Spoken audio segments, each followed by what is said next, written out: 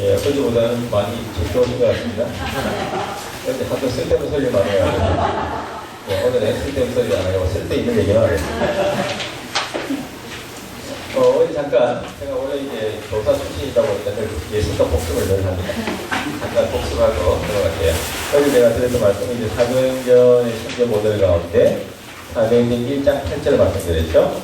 1장 8절이 굉장히 사도행전 28장 전체의 가장 키버스, 그러니까 요절, 핵심 요절이 1장 8절이라고 말씀드렸고, 1장 8절은 사도행전 28장뿐만 아니라 신약시대 초대교회뿐만 아니라 지난 2000년간의 기독교 역사를 한 단어로 아마 한 구절로 아마 뽑으라고 한다면 사도행전 1장 8절로 이렇게 아마 말씀드릴 수 있을 것 같고, 1장 8절의 키버스 가운데 키워드가 있다고 그랬죠? 그죠? 말 그대로 열쇠와 같은 단어들이 있어요. 꼭 알아야 되는 단어들이 세 가지가 있다고 말씀드렸죠. 그죠? 뭐였죠? 성경, 명령, 정의, 어휘, 자, 조금만 더 부연 설명하는 점이 있거든요. 이제 하도 쓸데없는 소리 많이 하다 보니까 필요한 것들이 많이 빼요.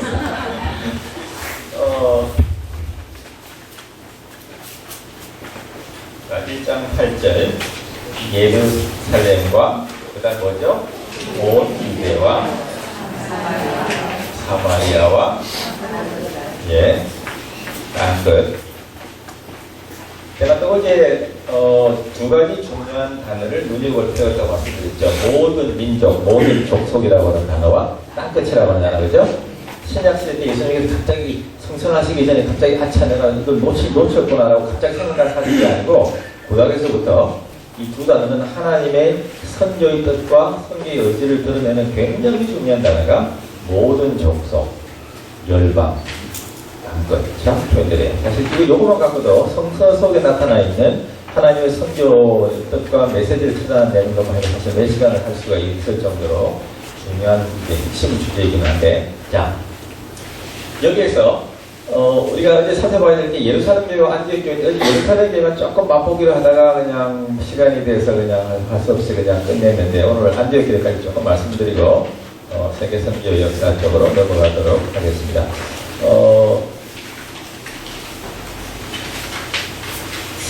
사도행전은 예루살렘에서 예수님과 12사도로 시작된 조그마한 공동체가 어떻게 시간이 지나면서 유대와 사마리아와 땅끝까지 복음이 확산되어 간다를 보여주고 있다고 하는 점에서 이 구절은 첫째로 지리적인 확장의 역사를 보여주고 있다고 말씀드렸어요. 즉 지역교회가 예루살렘에 위치해 있다고 하더라도 지역교회는 늘 그 지역에만 함몰되어 있으면 안 된다.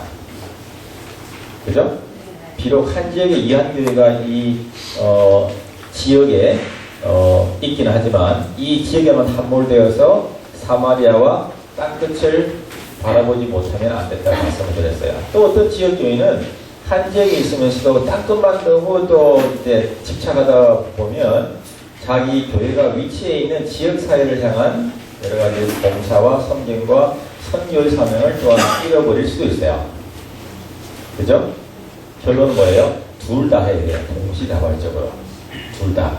지역에 있지만 지역에 함몰되면 안 되고 세계를 품는 땅끝과 사마리아라고 뭐 자세히 설명을 못했지만 사마리아라고 하는 지역은 여러분들 요한복음 4장을 보시면 잘 아시리라고 믿어집니다만 어제 내가 한 번도 말을 좀 심하게 했다가 또 혼난 적이 있는데 충분히 여러분들 사마리아에 대한 사전 지식이 있으리라고 판단해서 깊이 말씀을 안 드리겠습니다만 사마리아라고 하는 지역은 유대인들에게 상종하지도 않는 사람들, 유대인들이 경건한 유대인들은 사마리아 쪽으로 거의 가지도 않죠. 왜냐하면 상종치도 않기 때문에 사람 취급을 하지 않았기 때문에. 즉 어찌 보면 세상은 사람들은 가장 가기 싫어하는 곳, 그러나 예수님은 가셨거든요.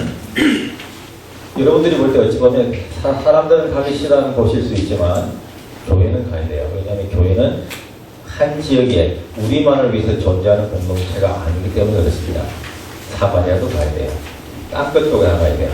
그래서 제가 말씀드렸죠. 국내에도 할 일이 많지만 국내에 있는 불신자와 해외에 있는 불신자와는 큰 차이가 있다고 말씀드렸죠. 제가 늘 시험 치면 시험 문제에 내는 문제예요. 구태여 왜 저 해외까지 선교사를 보내야 되느냐라고 따지는 분들이 가끔씩 계시거든요. 근데 역사적으로 보면 1700년 후반부에 처음으로 윌리엄 캐리라고 하는 사람이 해외 선교를 시작하고 선교 운동을 일으켰을 당시에도 그런 사람들이 있었어요. 영국 내에도 예수 믿지 않는 사람들이 많은데 구태여 오래 우리가 저 멀리까지 선교사를 보내야 하는가라고 생각했던 사람들이 그때도 있었어요. 그러니까 역사가 재밌는 것은 해안에 새 것이 없다고 상당히 많은 부분들은 이미 과거에 어느 시점에 있었던 사건들이 똑같이는 반복되지 않지만 이렇게 반복되는 경우들이 많기 때문에 저는 이제 얘기를 좀 많이 들어보면 이거는 대충 옛날에 언제 있었던 사건들이고 비슷한 그때 어떤 일들이 있었고 어떤 경험들이 있었고 이런 얘기들이 막 떠오르거든요. 그래서 역사는 그래서 굉장히 필요해요. 그래서 여러분들 대부분 학교 다녀보셔서 아시겠지만 역사는 꼭 동서고금을 막론하고 역사는 꼭 필수 과목으로 되어 있어요. 역사는 사실 따지고 보면 옛날 얘기잖아요. 사실 우리에게 필요한 것은 옛날이 아니라 지금 현재와 미래잖아요. 그런데도 왜 역사 과목을 필수로 반드시 공부하게 하고 가르칠까요? 그것은 과거는 단순히 과거로 끝나지 않기 때문에 그래요. 과거를 잘 보면 우리가 어디서 왔는지, 현재 우리가 과거 어떤 과정들 통해서 지금 우리가 위치해 있는지, 그리고 앞으로 어떻게 나아갈지를 예측이 가능해요. 그래서 역사 과목은 여러분들이 굉장히 중요하고 하나님께서는 과거에 하나님께서 행하셨던 역사와 말씀을 통해서 우리에게 계시하시고 가르치시거든요.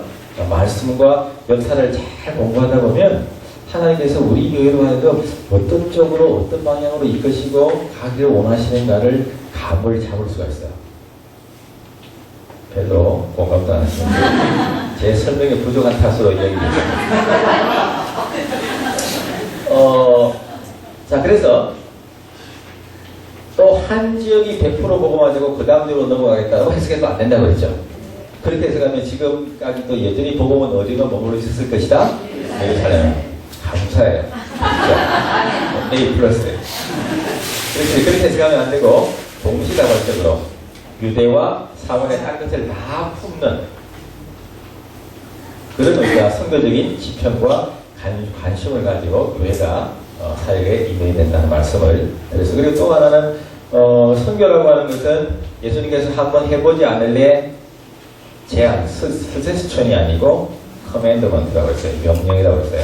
즉 여러분들이 선교는 이제 우리 교회가 예산도 좀 있고 사람들도 조금 모이니까 이제 한번 해볼까 라고 생각하는 그런 액세서리가 아니라 선교는 반드시 교회가 어제 우리가 말씀드렸죠. 첫 번째 함께 읽으면서 시작했죠. 불이 탐으로 존재하듯이 교회는 선교함으로 존재합니다.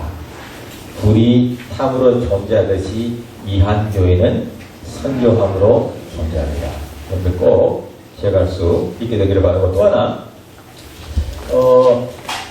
사도행전 1장 4절과 8절을 보면 예수님께서 사도들에게 성천하시면서 하나님 약속하신 것, 즉 성령을 받기 전에는 예루살렘을 떠나지 말라고 하셨어요. 즉 성령 받기 전에는 유대와 사마리아 땅끝으로 나아가지 못하도록 했어요.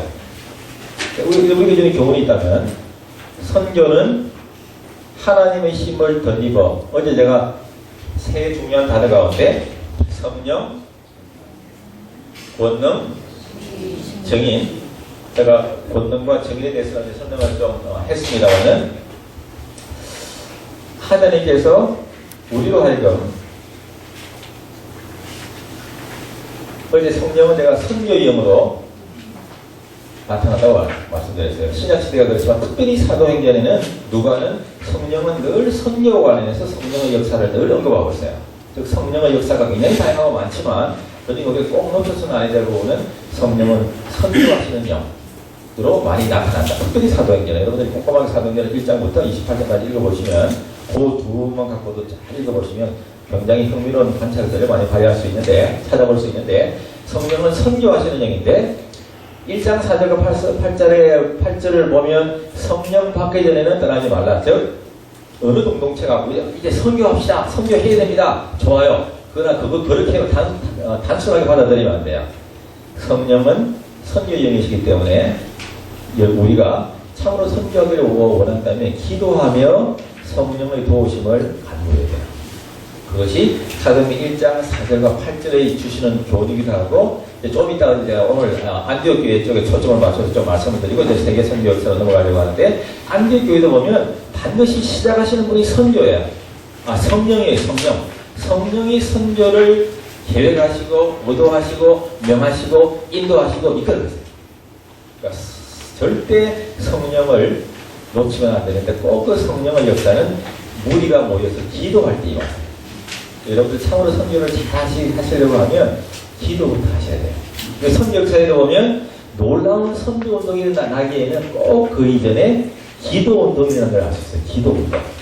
특별히 우리에게는 그냥 익숙해요. 왜? 우리는 워낙 기도를 열심히 하는 한국 교민들이기 때문에 우리에게는 익숙하지만 서구 교회는 사실 익숙하지는 못해요. 그러나 역사적으로 보면 서구에서 선교 운동이 일어났던 것과 영국도 그랬고 미국도 그랬고 다 기도 운동이 일어났던 것을 알 수 있어요. 기도 운동이 일어나고 그 기도의 운동에 밑받침되어서 성령의 힘을 힘입어 선교적으로 자연스럽게 선교가 교회가 이어지는 것을 알 수가 있어요. 여러분들 꼭 성령의 능력을 우리가 이제 인력도 있고 힘도 있고 재력도 있으니까 이제 하자 그렇게 생각하시면 안 된다는 거예요. 기도하시고 겸손한 마음으로 성령의 도우심을 간구해야 되는데 계속 제가 반복되는 얘기인데 1장 4절 8절 말씀해 보면 성령 받게 되면 절대 선교하려고 나가지 말라는 거예요. 그러나 성령 받으면 또 뭐예요? 머물러 있으면 안 된다는 거예요. 그런데도 예루살렘의 결정적인 약점은 뭐냐면 1장 4절과 8절의 관점에서 볼 때는 성령 받고도 2장에 보면 성령이 물부터 부어주셨는데도 불구하고 자기들끼리 모여서 끼리끼리는 좋죠. 열심히 친교하고 떡을 떼고 뭐 말씀을 나누고 다양한 표적과 기사가 일어나고 성찬에 참여하고 성전에 모이고 가정집에도 열심히 모였는데도 왜 모여야 되는지 왜 예배해야 되는지 왜 떡을 떼고 말씀을 듣고 나누어야 되는지 그거는 궁극적으로 교회는 우리를 위해 존재하는 공동체가 아니에요. 우리는 남을 위해서 아직도 예수 그리스도의 사랑과 하나님의 참 은혜를 복음을 알지 못하는 사람들을 위해서 존재하는 우리 교회거든요. 나가야 되는데 자기들은 멈춰 있었어요. 그래서 제가 이제 친교병이라고 말씀드렸어요. 그죠? 친교는 필요하지만 이것이 도가 지나치면 병적으로 흐르면 그것은 교회라고 보기 어려워요. 그것은 사교 클럽이에요. 교회는 친교가 필요하지만 이게 지나쳐서 병적으로 흘러가면 안 돼요. 왜? 교회는 사교 클럽이 아니기 때문에. 자, 그런데 어찌 보면 예루살렘 교회가 자기들끼리는 참 신나고 재밌어요. 니거 내거 없이 각 사람의 필요에 따라 서로 나눠주기도 하고 자발적으로, 강제가 아니라 자발적으로 얼마나 멋있어요. 그런데도 불구하고 나가지는 않았어요. 그랬을 때 6장에 보면 교회가 좋은 일 때문에 구조 사업 때문에도 서로 분란과 다툼이 일어나죠. 예루살렘 교회가 완전해 보이지만 완전해 보이지 않죠.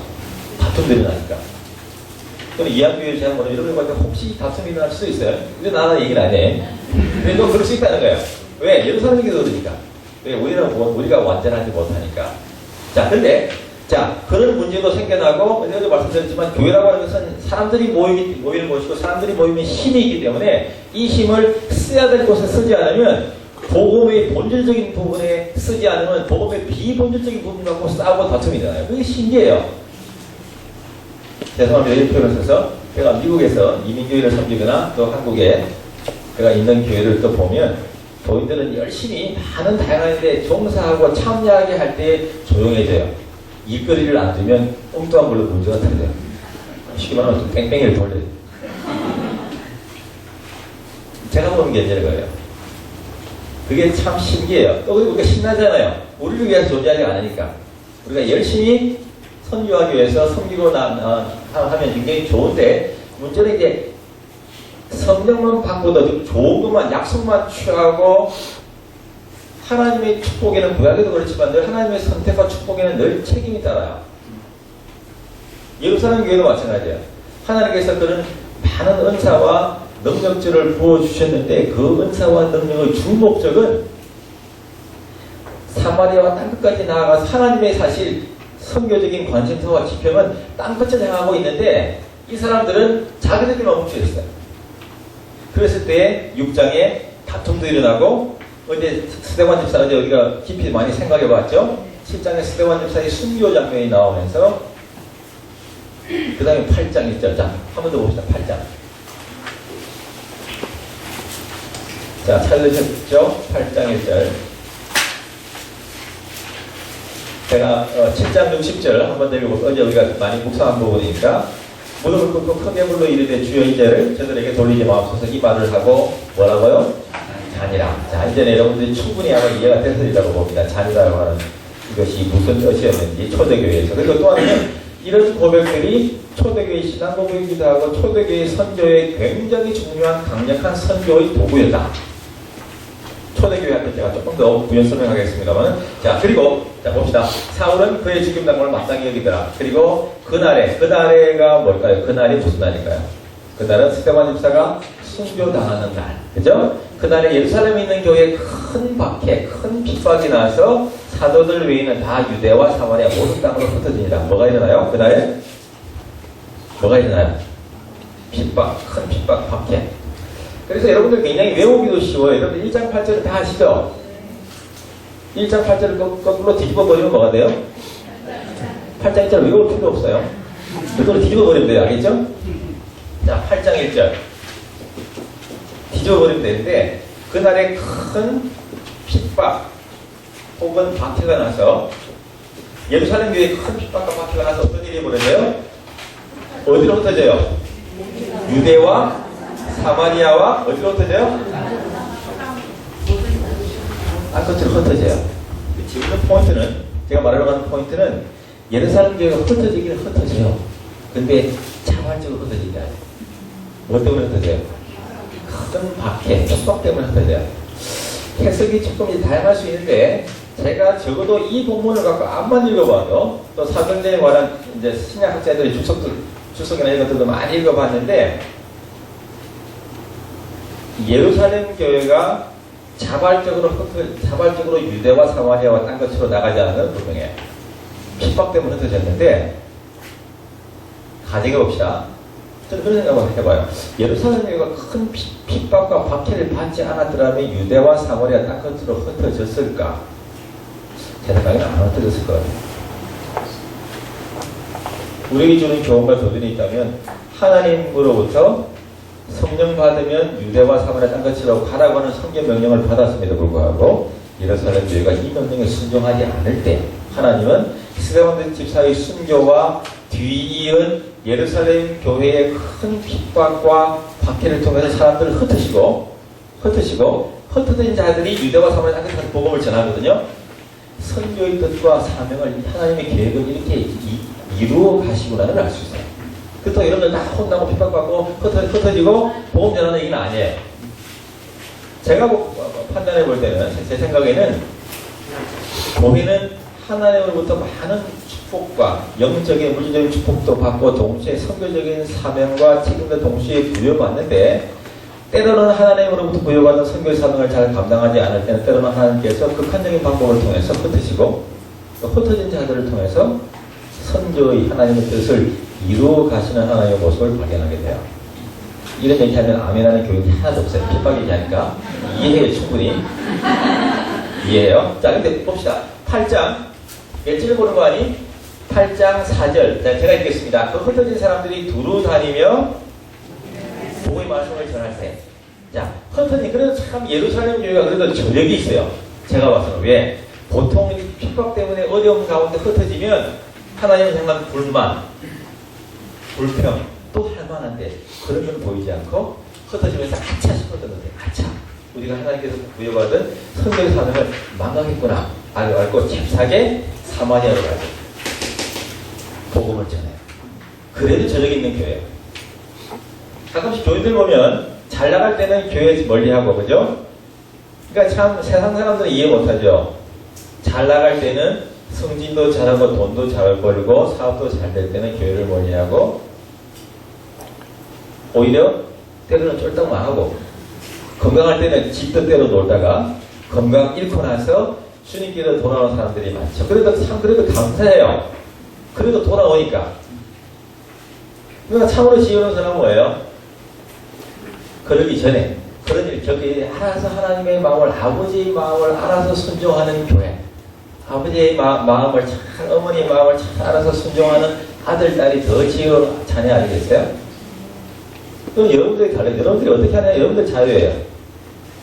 두들겨 맞고 혼나고 하든, 아니면 그러기 전에 알아서 하든. 가장 안 된 경우는 두들겨 맞고도 쫄딱 망하고도 그 뜻을 이해하지 못하고 떨어져나가는 사람들이 저걸 할 수 없어요. 어쩔 수 없어요.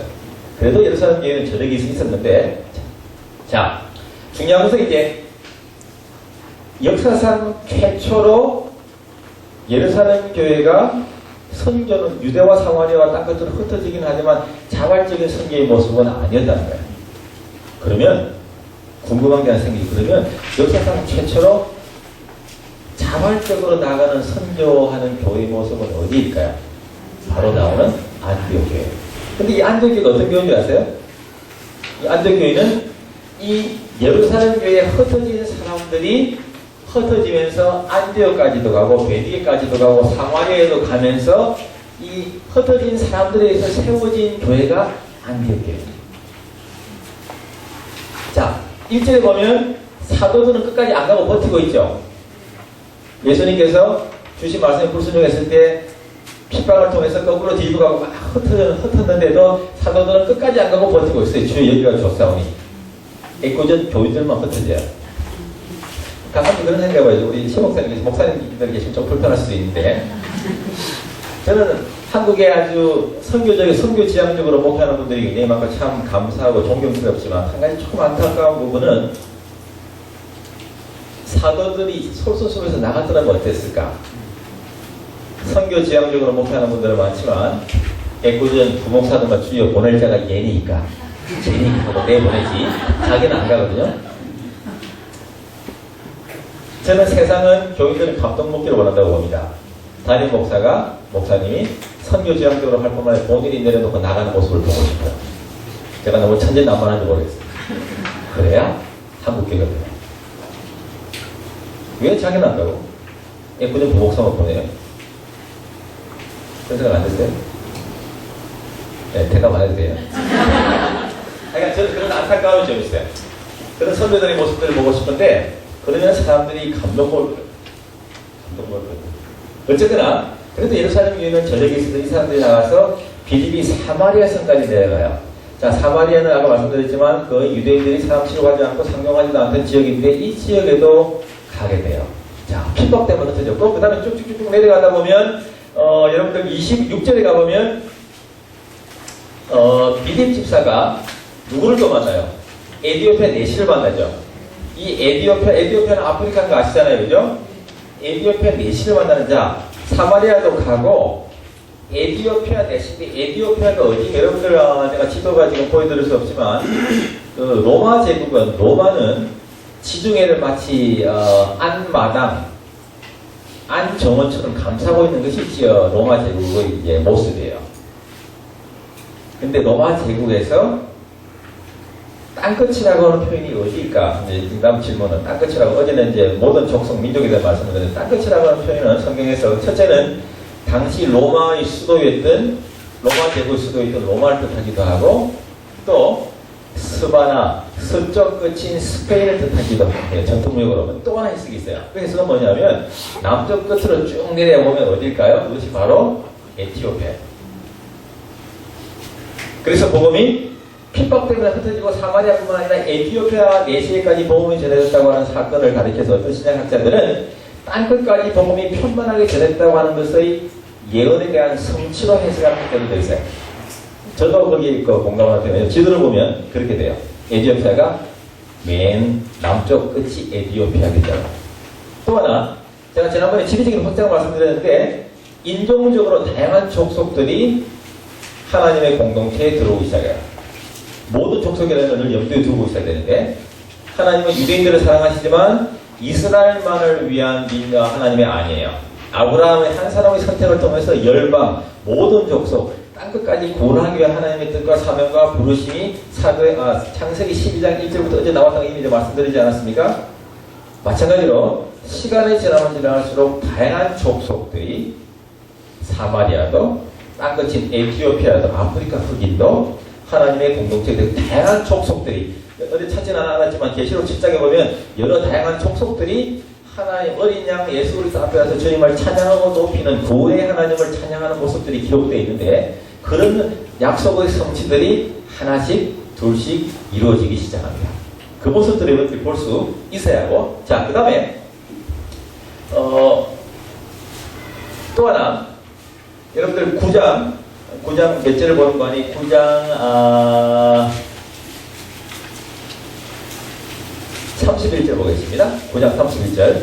자, 9장 31절 사도행전. 그리하여 온 유대와 갈릴리와 사마리아 교회가 평안하여 든든히 서가고 주를 경외함과 성령의 미래로 진행하여 그 교인의 수가 더 많아집니다. 자, 유대, 갈릴리, 사마리아. 벌써 그쪽에 복음이 전파되기 시작하고 교회가 든든히 세워져 나가기 시작했다. 자, 이런 노력들은 다 핍박 때문에 흩어진 사건들이에요. 근데 이 와중에 어떤 일이 벌어지는 거 아니? 안디옥에까지. 자, 여러분들 11장, 몇 장 더 내려갑니다. 11장 19절, 몇 장을 더 띄어서 11장 19절을 봅니다. 보면 찾으셨죠? 그때의 스데반의 그 순교, 핍박의 일로 일어난 환란으로 말미암아 흩어진 자들이 베니게와 구브로와 안디옥까지 이르러 유대인들에게만 말씀을 전하는데 그 중에 구브로와 구레네스 몇 사람이 안디옥에 이르러 헬라인에게도 말하여 주 예수를 전파하며 주 예수님이 그들과 함께 하시면 수많은 사람들이 믿고 주께 돌아오더라. 즉 안디옥 나타나죠. 여기 안디옥 교회. 핍박 때문에 생겨난 교회. 자, 이제 예루살렘 교회와 안디옥 교회가 나타나죠. 예루살렘 교회와 그 다음에 안디옥 교회요. 그렇지 보면 안디옥 교회는 예루살렘 교회에 일어난 큰 핍박으로 통해서 흩어진 자들에 의해서 세워진 교회예요. 쉽게 말해서 이거는 모교회. 그죠? 이거는 뭐예요? 자교회 혹은 개척교회죠. 그러니까 그것도 참 재밌어요. 우리는 자교회라고 하는데 미국 사람들은 이것을 선처치라고 하지 않고 도터 처치라고 해요. 우리는 자교회라고 우리가 한번 남자 중심이어서. 근데 왜 외국 사람들은 도터 처치 딸교회라고 할까요? 왜 그럴까요? 차이가 뭘까요? 그렇죠. 재생산할 수 있는 생명을, 또 다른 생명을 잉태해낼 수 있는 것이 교회라고 보기 때문에 우리말은 자교회라고 하지만 영어에서는 도터 처치라고 해요. 알교회. 자, 개척교회. 쉽게 말하면 예루살렘 교회는 원사도들이 버티고 있는 유구한 역사와 전통을 자랑하는 교회. 목사님의 스펙도 아주 뛰어나고 교회 역사도 오래된 교회. 안디옥 교회는 그렇지 못해요. 역사도 짧고 개척교회고 모든 것이 부족한 교회. 그런데도 하나님께서는 저를 생각해요. 왜 하나님께서 이렇게 역사와 유구한 역사와 주님을 직접 따라다녔던 원사도들이 버티고 있는 예루살렘을 통해서 최초로 자발적으로 선교하는 교회를 만들어가지 않으시고 연약하기 짝이 없는 개척교회요. 원사도 같은 사람들도 없고 목사님의 스펙도 약하고 교회 뭐예요? 역사도 짧은 이런 안디옥 교회를 통해서 최초로 세계 선교를 감당하는 교회를 이루어 가실까? 여러분들 교회가 역사가 오래되고 전통이 있으면 선교 더 잘할 것 같죠? 이 한 교회는 이제 11년밖에 안 됐으니까 오히려 더 안디옥 교회 같은 모습이 더 많아지라고 저는 생각합니다. 별로 대답도 안 하시네요. 교회 역사가 짧다고 선교할 수 없다. 저는 이런들 생각이에요. 하나님의 교회가 하나님 오히려 연약해 보이는 교회를 통해서 그것이 제 생각에는 제 생각에 하나님께서 안디옥 교회를 통해서 최초로 선교하는 교회를 만들어가지 않으시고 예루살렘 교회가 아니라 안디옥 교회를 통해서 그 뜻을 이루고 하신 것이 아닐까. 자, 13장을 봅시다. 13장 안디옥 교회. 13장 1절부터 봅니다. 자, 안디옥 교회에 선지자들과 교사들이 있으니, 자, 안디옥 교회 지도자들입니다. 아마 이걸로 봐서는 아마 교회가 한 사람의 단임 목사보다는 여러 집단 목회 체제로 아마 간 것 같아요. 자, 봅시다. 몇 명인가 한번 헤아려보세요, 여러분. 몇 명일까요? 헤아려봐요. 헷갈리기 쉬운데.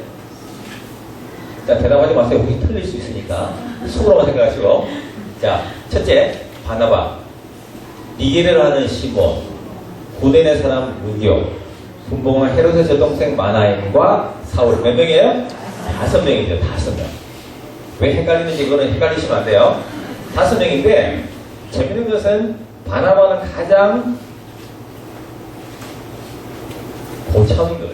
연령이나 나이나 신앙의 연조나 여러 가지를 볼 때 가장 고참. 그리고 맨 끝에 사울이 등장해요.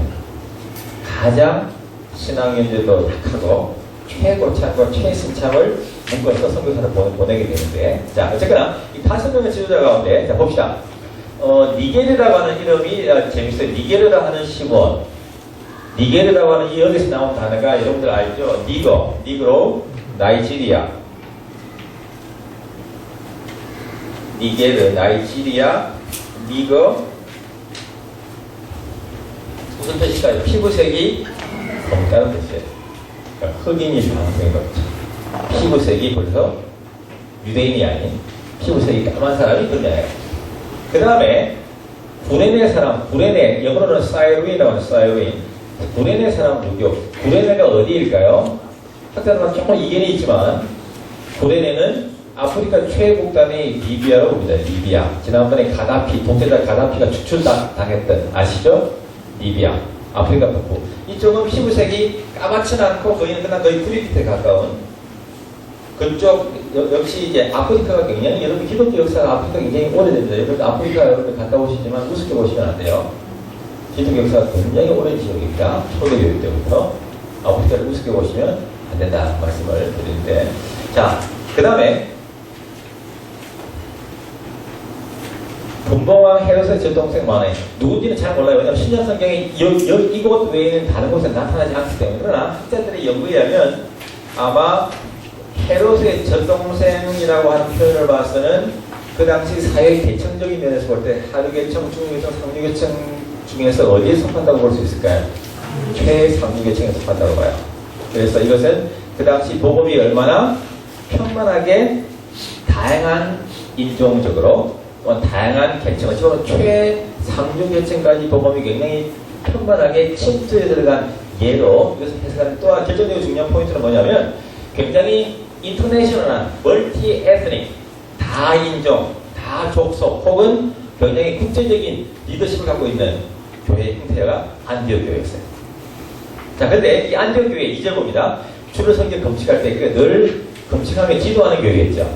성령이 나타나시죠. 성령이 등장합니다. 성령이 이르되 내가 불러 시키는 일을 위하여 바나바와 사울을 따로 세우라 하시니, 자, 선교는 뭔가? 선교는 성령이 시키시는 일이에요.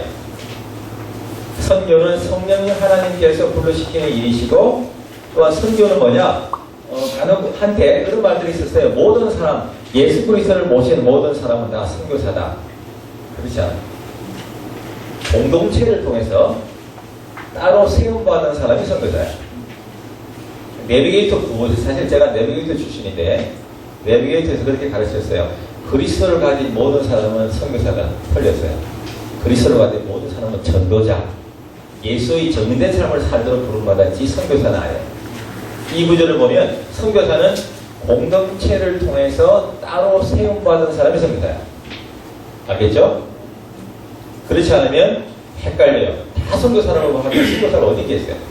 공동체를 통해서 따로 세움받았는데, 또 하나는 선교사는 공동체에서 세움받아야 되는데 바나바와 사울을 보면 최고참과 최신참, 조금 힘은 부족하지만 다양한 경험을 가진 사람과 조금 경험은 부족하지만 풍부한 열정과 힘을 가진 사람이 한 팀으로 묶어지는데, 하나의 공통점은 사울은 조금 아직도 미약한 부분이 있지만 어쨌거나 이 사람들이 벌써 이때 교회의 안디옥 교회의 선지자와 교사라고 하는 칭호를, 타이틀을 가진 걸로 봐서는 바나바와 사울은 이미 안디옥 교회라고 하는 공동체를 통해서 상당히 테스트된, 검증된 사람임을 알 수 있어요. 여러분들 가운데 가끔씩 젊은 사람들 가운데 아이고 나이 드신 분들 가운데 할 거 없으니까 선교사나 간다, 웃기지 말아요. 선교는 그렇게 가는 게 아니에요.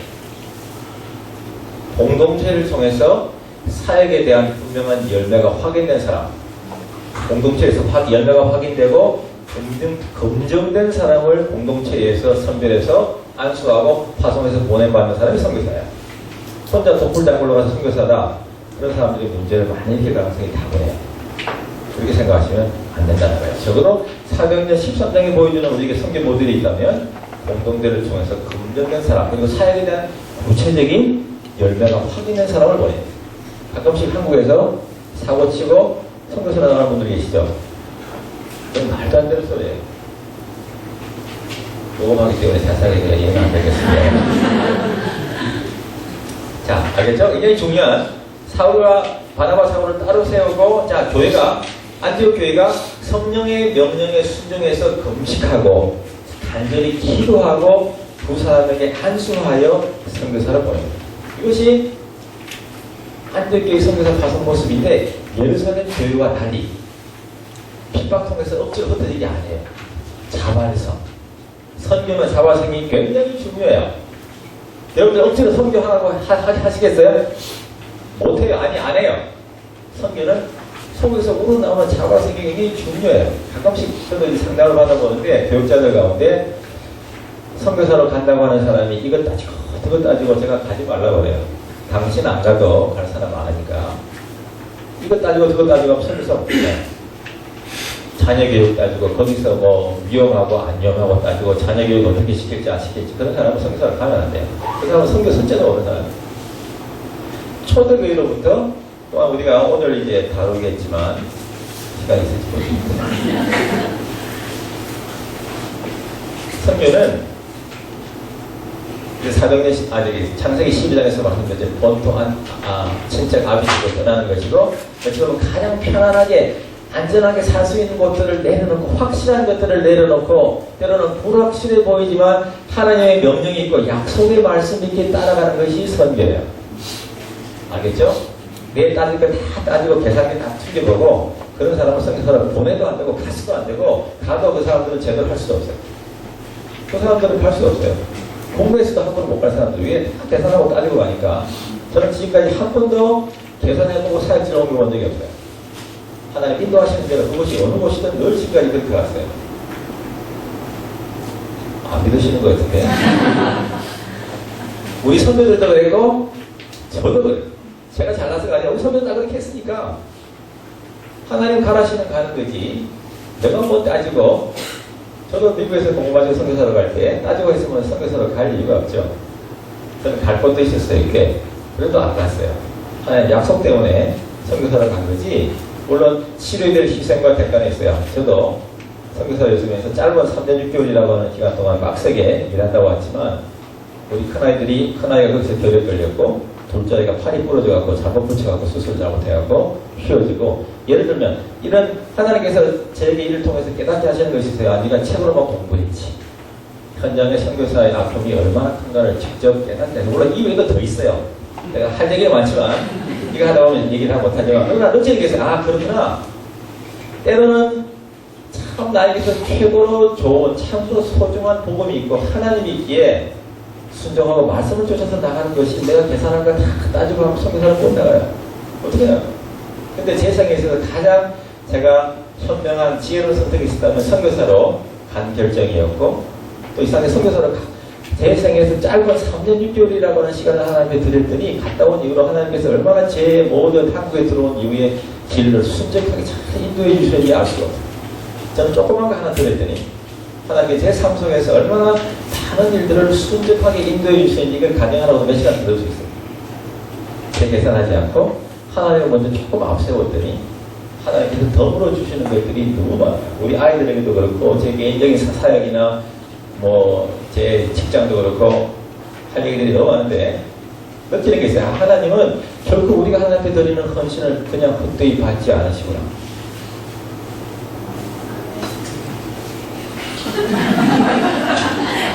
할 얘기는 많은데 네. 머리가 복잡합니다. 자, 어쨌거나 그만 결제하겠습니다. 이것이 자 4절 봅니다. 4절 시간으로 4절 하나 보고 이제 제가 말씀을 다시 본론으로 들어볼게요. 두 사람이 성령의 보내심을 받아, 즉 바나바와 사울이 성령의 보내심을 받아 이제 선교사로 번역을 받는데 보세요. 사도행전의 저자 누구라고 그랬죠? 누가. 이제는 안성호 씨인데 누가가 이들이 성령의 보내심을 받았다고 기록합니다. 누가 보낸 거예요? 교회가 보냈잖아요. 교회가. 안디옥 교회가 보냈잖아요. 그런데도 누가는 누가 보냈다고 기록해요? 성령이 보냈다고 기록해요. 누가의 의도를 지배하시겠죠. 교회가 보낸 것 같지만 교회가 보내는 게 아니에요. 누가가. 그것도 의사야. 그죠? 섬세하고 정확한 누가의 의도는 뭐예요? 보내받는 선교사는 교회에 의해서 파송을 받지만 내가 교회에 파송받는 게 아니라 누구에 의해서? 성령을 하나님에서 파송받는다는 자식이 있어야 돼. 교회 앞에 잘 보기 위한 것이 아니라 하나님 앞에서 책임 있는 사역자로 살아가요. 그것이 누가가 저들이 안디옥 교회의 파송을 받았지만 성령의 보내심을 받았다고 기록하거든요. 그렇죠? 사실 이 사도행전은 이런 누가의 숨어있는 의도들이 굉장히 많아요. 누가가 우리나라에서 그걸 발견하기를 원하시는 거예요. 마치 보물찾기처럼. 자, 이것이 사도행전에 나타나 있는 역사상 기독교상 최초로 자발적으로 하나님의 선교 명령에 순종해서 선교사를 보내. 그것도 더더구나 두 사람 최고참과 최신참 어찌 보면 단임 목사에게 해당된다고 볼 수 있는데 최고참인 바나바를 기꺼이 떼어서 들을 수 있었어요. 그러니까 교회가 세상이 변하죠. 사람들이 감동 먹죠. 제가 말씀드렸죠. 제가 그냥 포옹을 하는 게 아니에요. 단임 목사들이 오히려 그런 모습으로 내려놓고 헌신하고 나갈 때 교회는 변화될 수 있다는 겁니다. 바로 이것이 안디옥 교회가 그래서 하나님께서 연약해 보이는 안디옥 교회를 통해서 선교하는 최초 선교사를 보낸 교회라고 하는 영광을 얻게 하십니다. 자, 이한교회도 신앙이 있다, 그죠? 네. 여러분들은 예루살렘 교회 같은 교회가 아니라 어찌 보면 안디옥 교회 같은 교회이기 때문에 더 힘이 있고 젊음이 있고 비전이 있고 꿈이 있기 때문에 오히려 더 잘할 수 있어요. 그런 아멘이 여러분들 실제로 이루어질 수 있게 되기를 바랍니다.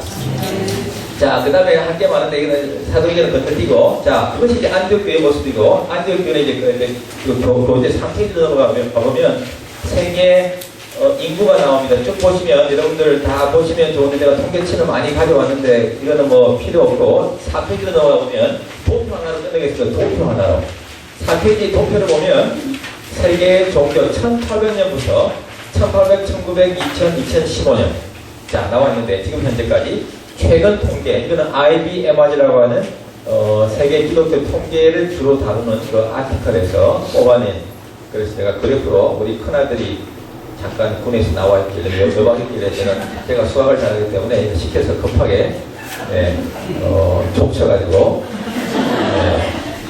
제가 했더니 좀 틀렸다고 그래가지고 제대로 하는 자 여기 보시면 자 기독교는 봅시다. 1800년대부터 2015년까지 지금 보면 기독교는 계속 성장하는 듯 하다가 1900에서 2000년 사이에 조금 약간 감소해요. 그죠? 그러다가 다시 정신 차리고 다시 회복세를 유지하고 있어요. 근데 기독교 성장세를 보면 언제가 가장 기독교가 급성장했던 걸 알 수 있어요. 그렇죠? 1800년대. 1800년대가 기독교 역사에서 엄청난 성장세를 이루어요. 자세한 숫자는 앞에 나와 있으니까 여러분들 보시고 22.68%에서 34.46%로 거의 12% 엄청난 급성장을 이룹니다. 1800년대. 그래서 이 1800년대가 굉장히 중요한데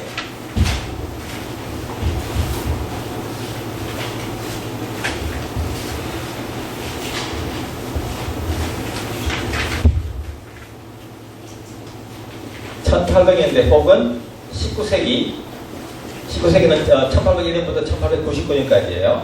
이 기간 동안에 우리 기독교가 역사상 가장 초대, 물론 1800년부터 잡았으니까 그런데 초대교회 300년까지도 엄청난 성장을 이루었지만 이 기간 동안에 기독교가 근대 이후로 가장 급성장한 시기예요. 왜 그럴까 궁금하시죠? 별로 궁금해하시죠? 그런 이유가 있어요. 몇 가지 이유가. 첫째는 이 시기 동안에 우리 기독교가 가장 활발하게 선교 활동을 벌인 시기예요. 이것은 그냥 저절로 내버려뒀더니 일이 성장한 게 아니고 주님의 몸된 교회가 열심히 선교한 결과가 이 데이터에 반영되어 있다는 거예요. 그래서 1800년대 19세기를 흔히 뭐라고 얘기하는 거 아니? 위대한 세기. 첫째, 위대한 세기. 영어로는 The Great Century라고 해요. 이 말은 제가 쓰진 않겠습니다만 동안에 나올 것 같은데 예일대학의 선교 역사가인 케네스 칼 라투레시라고 하는 분이 이름 붙인 세기예요. 역사상 가장 위대한 세기였다. 1800년대. 왜? 가장 많은 선교사를 보냈고, 여러분들이 기억하는, 물론 예외가 한두 군데 있지만 거의 다 여러분들이 기억하는 거의 모든 나라에 1800년대에 선교사들을 다 파송했고, 선교사들이 다 들어와서 복음을 전하기 시작한 시기가 1800년대 19세기예요. 잘 안 믿으시는 것 같은데. 한국이 언제 들어와요, 기독교가? 한국은 1884년. 한국보다 기독교 역사가 더 오래된 중국. 중국은 언젠가 하면 1807년. 한국은 1800년대 말. 중국은, 물론 중국 기독교 역사는 그보다 더 오래돼요. 635년부터 시작하는데, 그 얘기는 오늘 뭐 할 수는 없고, 어쨌거나, 근대 개신교 선교 역사만 놓고 볼 때는 중국은 1807년 영국 런던 선교회 소속의 로버트 모리슨이라는 선교사가 1807년도에 들어가는데, 그 다음 일본 1859년. 그러니까 한중일을 비교해보면 중국에는 1800년대 19세기 초엽에, 일본에는 1800년대 19세기 중엽에, 한국은 1800년대 19세기 말엽에 기독교가 개신교가 들어와요. 나 개신교만 말해요. 오늘 카톨릭은 추구하지 않고. 그리고 여러분들이 알고 있는 대부분의 아시아와 아프리카의 거의 모든 나라에 1800년대 19세기, 2세기, 위대한 세기 동안에 거의 선교사들이 들어가고 복음이 들어가기 시작해요.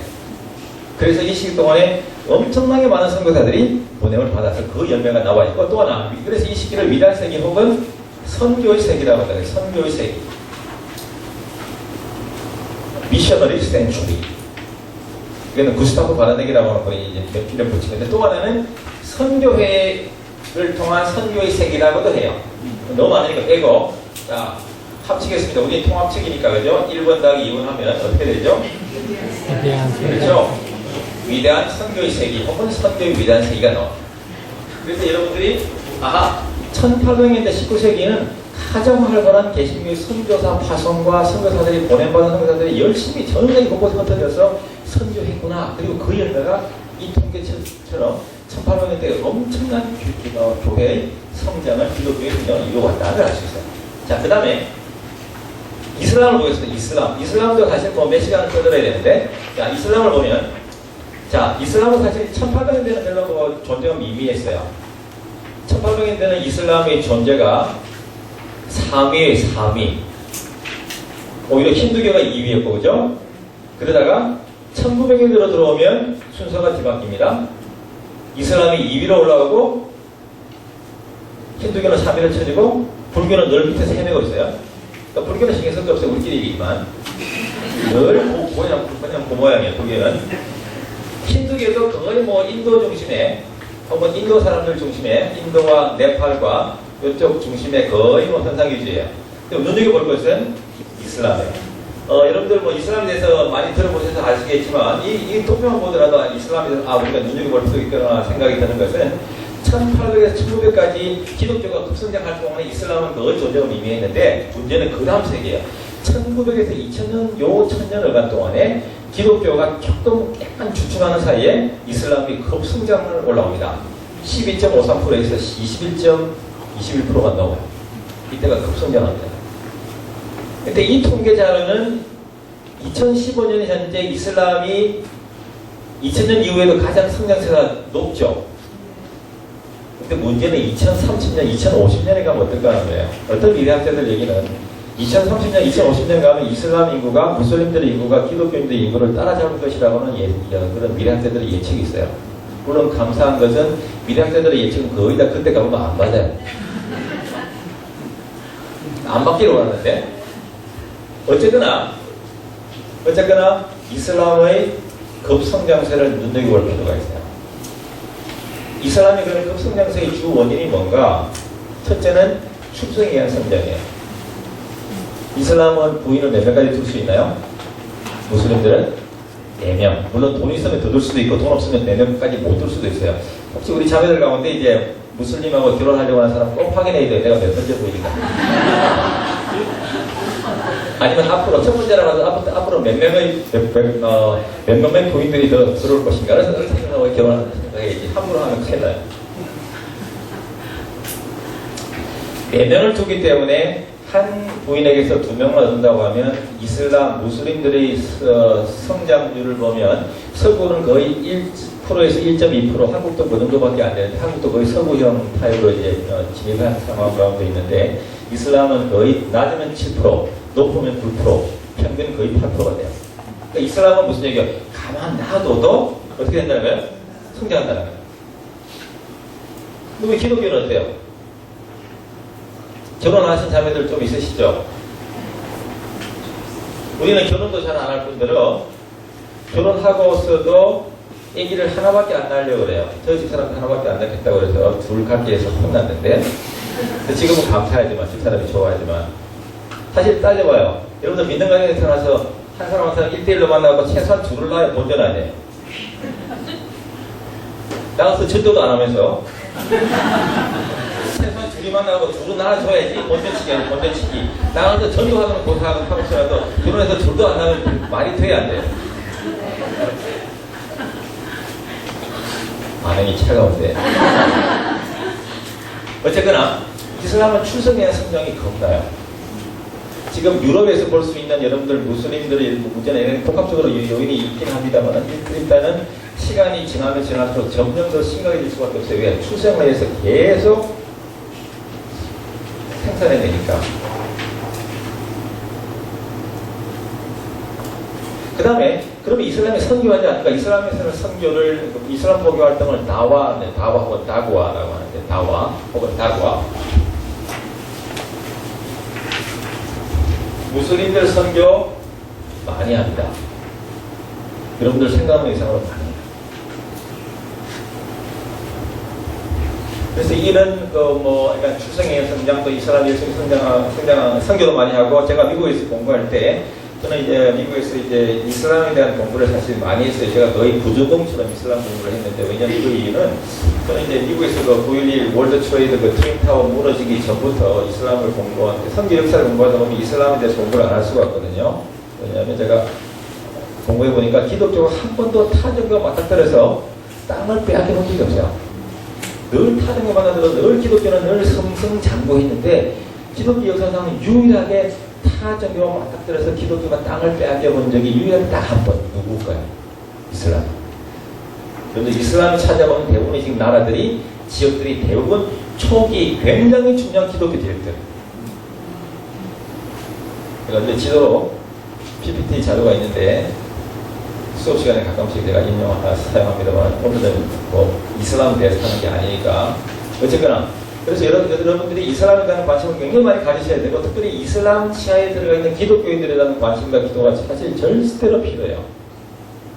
왜냐하면 그들이 이슬람 치하에서 겪었던 여러 가지 많은 어려움들이 여러분들이 생각하는 이상으로 굉장히 힘들고 어려웠는데도 지금까지도 신앙을 잘 지켜오는 것만 하도 이런 어마어마한 간증이에요. 이슬람 치하에서 받았던 기독교인들의 대우 굉장히 많아요. 열몇 가지가 되는데, 그 얘기는 오늘 하여튼 조금 이제 미래를 남겨둬야 다음에 또 불러주실 거예요. 그래서 여러분들이 이제 지난 세기뿐만 아니라 앞으로 점점 이슬람의 급성장세를 눈여겨 볼 필요가 있고, 더더구나 지금 IS 때문에, 그죠? IS 때문에 지금 모든 사람들이 이슬람에 대한 관심이 다 많죠. 하여간 모든 무슬림들이 다 테러리스트들은 아니지만 테러리스트는 거의 다 무슬림들이에요. 그건 분명해요. 또 하나, 무슬림들이 임상적으로 보면 무슬림들이 소수일 때는, 제가 봐서는 사실이 소수로 있을 때는 굉장히 얌전해요. 근데 무슬림들이 어느 정도 세각규합이 되면 샤리아 법이라는 게 있어요. 샤리아. 무슬림들이 자기들끼리 꾸란에서 규정하고 있는, 또 um마라고 하는 이슬람 공동체가 규정하고 있는 그 법을 민주주의 헌법이 있고 그건 별개 있어도 상관없어요. 개인차례 상위법으로서 샤리아법을 주장하면서 상당한 많은 문제와 어려움을, 특별히 기독교인들에게서는, 사실 이 세상에 지금 이렇게 깨어난 시대에 IS라는 게 있을 수가 없잖아요. 하는 행태들, 작태들을 보시면 있을 수 없는 일들인데 이들이 일어나고 있거든요. 그래서 우리가 적어도 두려워할 필요는 없지만, 이슬람 치하에 있는 교회나 기독교인들은 기도하셔야 되고, 이슬람 선교에 대한 관심도 가지셔야 되고, 또 하나 이슬람의 확장에 대해서 여러분들이 상당한 부분의 어찌 보면 거룩한 영적인 부담감을 느끼셔야 돼요. 예, 우리가 그냥 이렇게 있을 수는 없다는 거예요. 그러니까 대안은 뭐예요? 열심히 이슬람 선교도 해야 되지만 또 하나 결혼도 꼭 하시고 최소한 본전치기는 해야 된다. 네, 다른 게 없습니까? 자, 그래서 그 내용들을 보시면 좋을 것 같고, 그 다음에 여러분들 5페이지 보시면 유명한 인명구조서 얘기, 여러분들 한번 인명구조서 얘기는 재밌는 얘기긴 한데, 교회의 본질적인 사명이 뭔가? 교회가 이 두 포인트는 뭐냐면, 교회가 왜 존재해야 되는가? 인명구조서 역할이라는 거예요. 처음에는 누구나 다 잘해요. 여기 포인트는 처음에는 누구나 잘하는데 시간이 지나면 지날수록 이만하면 됐다고 생각하니까 교회가 초심을 잃고 교회가 왜 존재하는지를 잃어버리고 교회가 해야 될 선교의 사명은 망각해버리고 자기들끼리 똘똘 뭉친 마치 사도행전에 나오는 예루살렘 교회를 반복하는 듯한 친교클럽, 사교클럽으로 변화될 수 있다고 하는 그 아주 엄숙한 경제와 교훈이 들어가 있어요. 꼭 읽어보세요. 주초오시 형광패도 내일 꼭 제가 확인할게요. 주초오시에 바쁘시면 다른 사람 대신 주셔도 돼요. 내 학교에서 늘 쓰는 수법이에요. 사모님에게 주쳐도 돼요. 저는. 자, 그 다음에 오늘은 이 정도만 하고 이걸로 넘어가고 그 다음에 이제 5분 남았기 때문에 세계 선교 넘어가 봅시다. 전반부는 이미 다 했어요. 그죠? 전반부는 다 했고 초대교회 선교 오늘 여기까지만 할게요. 초대교회 선교는 여러분들 우리가 지금 사도행전에 나와 있는 초대교회 선교의 연장선상에 있어요. 그래서 제가 1강과 2강을 묶어서 같이 한다고 말씀을 제가 드렸고 갈라디아서 4장 4절에 보면 바울 사도가 예수님께서 때가 참 때에 오셨다고 기록하세요. 영어로 보면 The time had fully come이라고 되어 있어요. 때가 충분히 찬 때에 예수님이 오셨다. 가정해 봅시다. 예수님께서 역사상 언제라도 오실 수 있었잖아요. 근데 왜 하필 그때 그 장소에 오셨을까? 그거 생각해 보신 적 있어요? 없죠? 오늘 한번 해보십시다. 왜 하필 유대 땅 베들레헴 그때 그 시간에 그 장소에 오셨을까? 많은 학자들의 연구 결과와 해석에 의하면 그때 그 장소가 주님께서 오시기에는 가장 좋은 외적인 환경을 마련해주고 있을 때라는 거예요. 무슨 얘기인지 조금 이해가 안 돼서 상관없죠. 좀 부연 설명해 드릴게요. 유세비우스라고 하는 4세기 교회 역사가가 프레파라치오 에반게리카라고 하는 라틴어인데 영어로 말하면 Preparation for the Gospel, 즉 예수님이 오셨을 그때 그 장소가 로마 제국 시대 때인데 예수 그리스도의 복음이 편만하게 전파되기에 가장 좋은 환경을 갖추고 있다. 아직도 이해가 잘 안 되시는데 제 설명이 부족해서 조금 더 설명해 드릴게요. 첫째, 모든 길은 로마로. 여러분들 로마에 가보신 분들은 아실 텐데 로마 중심으로 길이 딱 방사선으로 나와 있죠. 계획 도시에. 그리고 그 로마 시대 때 돌은 그 도로는 돌로 만들었죠. 돌을 박아놓은데 넓지도 않아요. 10m가 채 안 돼요. 그러니까 그러나 지금 너무 무서워 보이지만 그때는 엄청나게 큰 대로예요. 왜 그런 거 아니? 마차 2대가 지나갈 수 있는 그런 큰 길이니까. 그렇게 받아들이셔야 돼요. 이상하게 생각하지 마시고. 큰 길에. 근데 이 도로는 여러분들 이거 참 하나님 신기해요. 이 도로는 원래 로마가 막강한 군사력을 갖고 있었지만 워낙 넓은 광활한 지역을 통치하고 있었기 때문에 효과적으로 통치하기 굉장히 어려움이 많았어요. 물론 곳곳에 군견내라고 있어요. 로마 군인들이 곳곳에 주둔하고 있지만 워낙 넓으니까 곳곳에서 혹시 폭동이나 무장 공기가 일어나면 빨리 군인들을 보내가지고 진압해야 돼요. 초기에. 그 목적으로 만든 도로가 로마 시대 도로예요. 엄밀하게 따지면 군사용 도로. 더 정확하게 표현하면 시위 진압용 도로.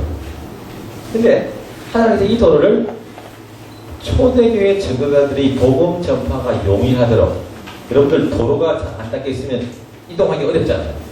이 도로를 복음 전파의 시온의 대로로 사용한다는 것을 기억할 필요가 있습니다. 자, 또 하나 도로가 닦여 있죠. 그 다음에 또 하나는 팍스 로마나, 로마에 의한 평화. 무슨 말인지 아니? 로마 시대 때, 여러분 성경에 좀 많이 나와 있지는 않지만 로마 시대 때 육로에는 도적대들, 또 타우러스라는 애들, 터키에 가면 토러스, 여러분들 토르 자동차 있죠, 토러스. 원래 그게 터키에 있는 산맥 이름이에요. 그곳은 바울이 이제 선교할 때 전하들도 모시는데 거기는 산세가 높고 유명한 악명 높은 산적대들이 많았는데 로마가 정권을 잡으면서 곳곳에 있는 산적대들을 다 소탕해서 안전하게 다닐 수 있고 잘 닦아놓은 도로망을 통해서 신속하게 갈 수 있고 또 하나 그게다가 아니에요? 사도 바울의 선교 여정을 보면 거의 한 15,000km를 뛰었는데 15,000이 좀 더 되는데 그 중에 한 5,000km 정도는 바닷길로 다녀요. 사도행전 나오잖아요. 26장 이후로 쭉 보면 바닷길도 많이 나오거든요. 육로로도 육로로는 한 10,000km 이상을 다녔고 바닷길로 한 5,000km 이상을 다녔는데 지중해에는 해적대들이 많았어요. 지금도 해적대가 있지만 그때 해적대가 많았기 때문에 로마가 다 소탕했어요. 그러니까 육로와 해로 가장 안전하고 신속하게 갈 수 있는 도로를 로마가 기독교를 위해서 만들어 놓은 게 아니에요. 로마는 자기네 목적만 만들었지만 하나님은 선을 악을 선으로, 악도 아니지만 어쨌거나 로마가 만들어 놓은 그 모든 것들을 다 복음 확산의 아주 신속한 확산의 도구로 만드셨고 또 하나 그게 다가 아니에요. 또 중요한 것은 뭐냐면 언어가 하나는 통일되어 있어요. 로마 시대 때 코인의 그릭이라고 하는 코인의 그릭. 몰라도 상관없어요. 코인의 그릭이라고 하는 일반 사람들이 흔히 쓰는 헬라어 언어가 통일되어 있었어요. 물론 이제 헬라어가 사용된 것은 아니에요. 라틴어도 일부 법률 용어나 의학 용어는 라틴어로 사용되기도 했고 라틴어가 그 다음에 아랍어라고 하는 히브리어도 사용되기도 했어요. 왜냐하면 여러분들 예수님의 십자가 죄패가 몇 나라 말로 기록되는지 아세요? 멜 깁슨이 감독한 패션 오브 크라이스트라는 영화를 보면 빨리 지나가는데 눈치 빠른 사람 보면 그러니까 예수님의 십자가의 죄패가 죄의 명패가 세 나라 말로 기록되어 있어요. 안 믿으시면 찾아볼까요? 찾아보실 때 시간이 좀 지났기 때문에 세 나라 말에 사용되어 있었지만 어쨌거나 그 당시는 언어가 코인의 그릭으로 통일되어 있었기 때문에 곳곳에 가는 곳마다 언어를 새로 배울 필요가 없이 그릭어로만 헬라어로 하면 다 통용될 수 있는 또 하나 신약 성경이 헬라어로 기록되어 있는 거 아시죠? 하나님께서 그 많은 세상의 언어 역사상 존재했던 언어들 가운데 왜 하필 헬라어로 신약 성경 하나님의 말씀을 기록하게 하셨을까? 헬라 시대는 굉장히 다양한 헬라 철학이 발달했었어요. 헬라 철학. 근데 헬라어에는 어느 언어보다도 철학적인 사상이나 철학적인 개념들을 담아내기에 가장 좋은 언어예요. 하나님께서 바로 그 헬라어를 통해서 신약 성경을 기록하겠다는 것도 전혀 우연은 아니겠죠. 또 하나, 예수님이나 초대교회 전도자들이 바울도 곳곳에 가는 곳마다 맨 먼저 어디를 방문했어요? 전도하기 위해서 회당. 회당이 곳곳에 존재하고 있었기 때문에 어찌 보면 이 세 가지 요소가 초대교회가 전파되기에 가장 좋은 여건들을 만들어주고 있다. 그래서 바로 이때에 예수님께서 오셨기 때문에 그래서 유세비우스가 크게는 세 가지 요소, 작게는 로마 제국의 이런 여러 가지 시설과 설비들이 복음이 전파되기에 가장 좋은 여건을 만들어주고 있다라고 보고 있습니다. 오늘 여기까지만 하고 내일 계속 이걸로 진행하겠습니다. 오늘 여기까지만 하겠습니다. 고맙습니다.